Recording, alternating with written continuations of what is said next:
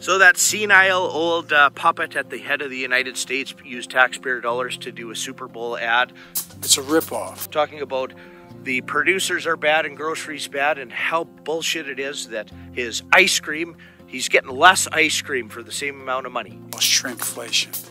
Let me tell you about it.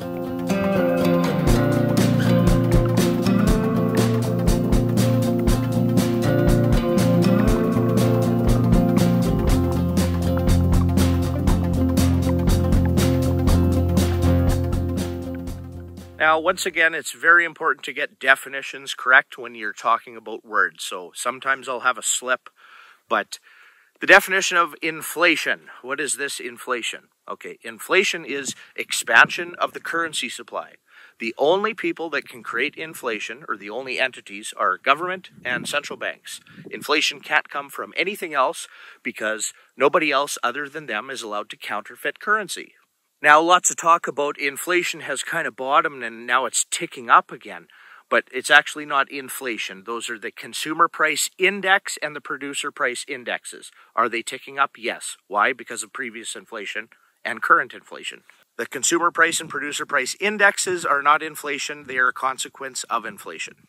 Shrinkflation is another form of inflation. So instead of producers increasing the price of their goods so that they can make the same amount of money as before, or a tiny bit more, or not go out of business, instead of increasing their price, they reduce their quantity. Shrinkflation. So for the average shopping voter that goes to the grocery store, they would actually prefer to see their ketchup bottle go from this tall to this and stay the same price, then the ketchup bottle go from $5 to $8, because they'd complain about that more. Producers aren't magic. They can't create tomatoes and sugar in a bottle out of thin air and ship it to you for the same price as before when you have this much inflation that can, again, only come from government and central banks. It's a ripoff. The free market tries to give people something better for cheaper all the time, beat the competition, make other people's lives better. The government and general public, congratulations, you're winning. I hope you enjoy your prize. Cost of living crisis. Super high inflation. So Joe Biden's little ice cream cone, instead of going from $5 to $10, his ice cream cone just got smaller. Give me a break. Now, shrinkflation actually benefits Joe Biden.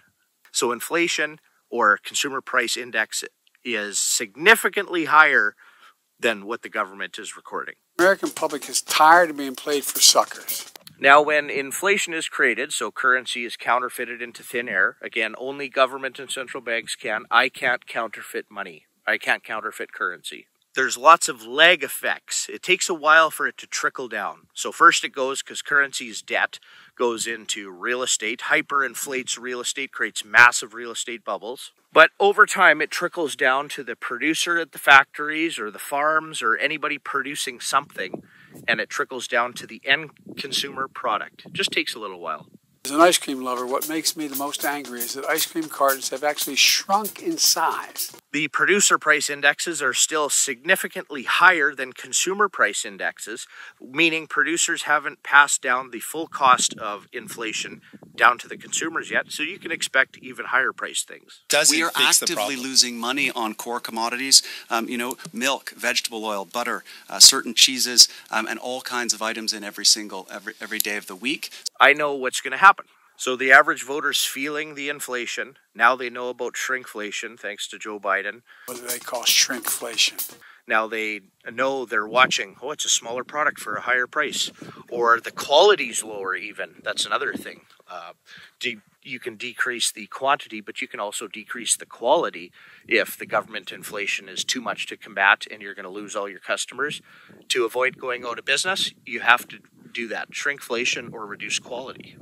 A bag of chips has fewer chips. So Joe Biden's blaming grocery stores and producers, and in Canada they're definitely blaming grocery stores and producers for the high cost. Looking at the price of items, looking at them and putting them back because they can't afford them. But just remember, the only entities that can create inflation is government and central banks. Grocery chain profits are not the reason for food inflation. So let's leave grocery store food, which the average voter complains about most now. Leave that aside. Shrinkflation's also in real estate. Have you seen the tiny house movement or people downsizing because they can't afford a big house? there's memes and jokes about from the 80s, like, oh, if things get bad, I'll just live down by the river in a van. Young people today are striving to live down by the river in the van if they work really hard and save enough money. Many years ago, I had a bunch of rental properties in the city near me. Thankfully, I don't anymore. But every year in the city where I went, insurance went up and property tax went up. So I'd have tenants in there, and every single year, my costs go up on the house. And then when I tell the tenant, here's another price increase for you because of our increased costs, the tenant would say, well, I'm already paying so much I can't afford to pay anymore. You're telling me that I should have to subsidize your rent, right? I didn't vote for that and I don't get any freebies. I'm supposed to subsidize that? No. We're just increasing your rent to do the cost of what you voted for. The free shit is never free. I don't know who needs to hear that still. The Super Bowl Sunday. But you'll see tenants, instead of being able to afford a one-room apartment by themselves, maybe they'll get 1 or 2 roommates is the only way they can afford to live. So shrinkflation. So instead of having a room to yourself, now you have a bunk bed, right? And then just fast forward to like really government cities like California, Vancouver, Victoria, Toronto. Roommates where not just 1 bunk bed, but each room will have 2 bunk beds so it can sleep 4 people. Little by little and hoping you won't notice. Or you have people downsizing. So they have the average family house, what they're kind of been used to for decades, can't afford that anymore. So they will look for a smaller house. Shrinkflation. Tiny houses on wheels, tiny little cabins, living in your van, #van life, trying to find a place to put your camper to live because nobody can afford to live. That's all shrinkflation as well, which is a form of inflation. So you can take your average house and you can increase the price of it to counteract the government's money printing. Or you can not have that big house and shrink the size of it. So now instead of a 2,000 square foot house for $1 million, now in Toronto or Vancouver, now you get a 1-bedroom apartment for $1.5 million. Good job.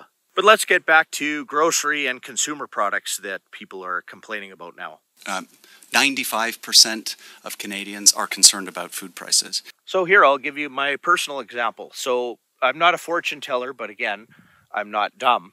So I can see these things ahead of time. What I like about freeze-dried food is it's compact, lightweight, light to ship. I do these things specifically. I couldn't imagine having a business that sells a lower valued item that takes up volume and weight for shipping.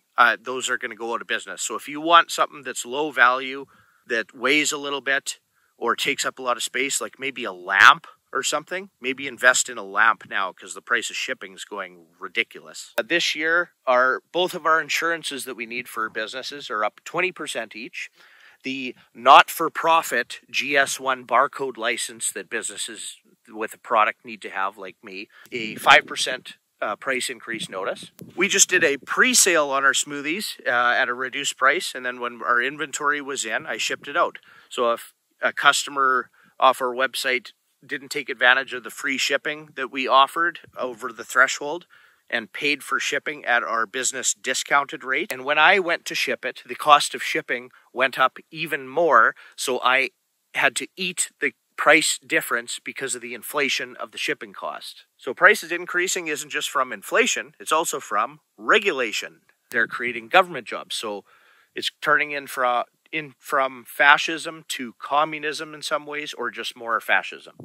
Now, all those overpaid government workers have to kind of rationalize their existence. So new ideas like the Safe Food for Canadians license, specific to little old Canada with 40 million people that nobody else has on the planet. They actually have certifications that mean things for food safety.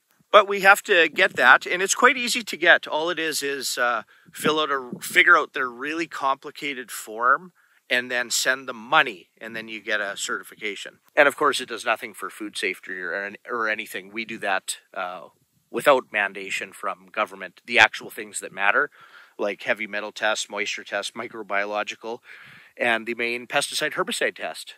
But but you need a Safe Food for Canadians license that does nothing. It's becoming harder to ship in Mylar. They think that you could smuggle things in Mylar like untaxed or unduty paid fentanyl, because after all, government has a monopoly on giving fentanyl to children. So that actually increased baseline costs almost 10%.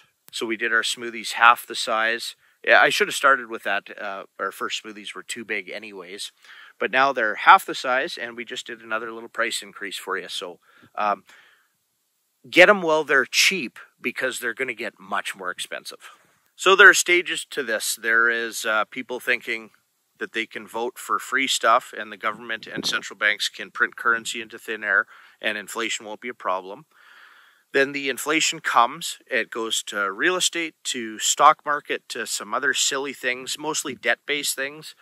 Even financing vehicles and things. And then it trickles down to consumer goods and food, which is where we're at now. The next stage is happening before your eyes. You have a senile old person. Give me a break. Using tax dollars to buy a Superbowl ad to tell you how bad producers are and about the shrinkflation. So that's the next. In Canada and the US, they're blaming big grocery for record profits. So everybody's complaining about the high price of all of their food, and the grocery stores making more money than they did last year. All of these free market principles, they're absolutely apolitical. Somebody has an apple for sale, and somebody has a printing press and prints pieces of paper. That apple might be worth $1 trillion in useless pieces of paper. It's just a fundamental reality of things. But blaming grocery, blaming producers, blaming shrinkflation, blaming that nobody can afford to eat, blaming can't afford to eat well, quality's going down as well. That's another thing producers can do, reduce quality. If reducing quantity and increasing price isn't cutting it, they can do substitutions. So maybe instead of Joe Biden's nice dairy ice cream, half of it's ground up rice flour from India or something. And as an ice cream lover, what makes me the most angry is that ice cream cartons have actually shrunk in size. So the precedent's been set, and just I'll tell you the future here. So it's February 2024 right now. Price controls are coming next, and that's the next step before kind of hyperinflation, starvation, societal collapse type of thing, is when price controls. Because once again, if you're a baker and you bake a loaf of bread and you sell a loaf of bread for $10 and it costs you $8 in ingredients and electricity and everything to make that loaf of bread, and then your costs go up to $12 to make a loaf of bread, but the government says you have to keep selling it for $10, then the bakery goes out of business, and then nobody has bread and everybody starves. But then this is just the trophy that everybody's voting for. Woohoo! So they're finally going to get it. We'll just keep going on the way that we're going and vote for whoever offers the most free shit, right? The Super Bowl Sunday.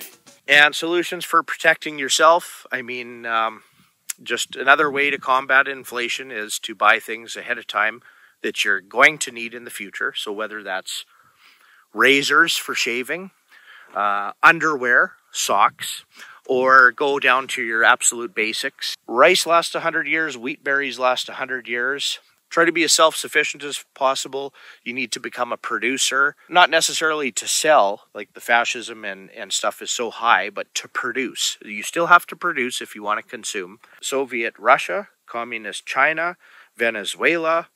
If you lived rurally and produced your own food and were kind of set up ahead of time, then inflation and hyperinflation and communism and fascism and hyperinflationary collapse and stagflation and shrinkflation affects you less than the average person.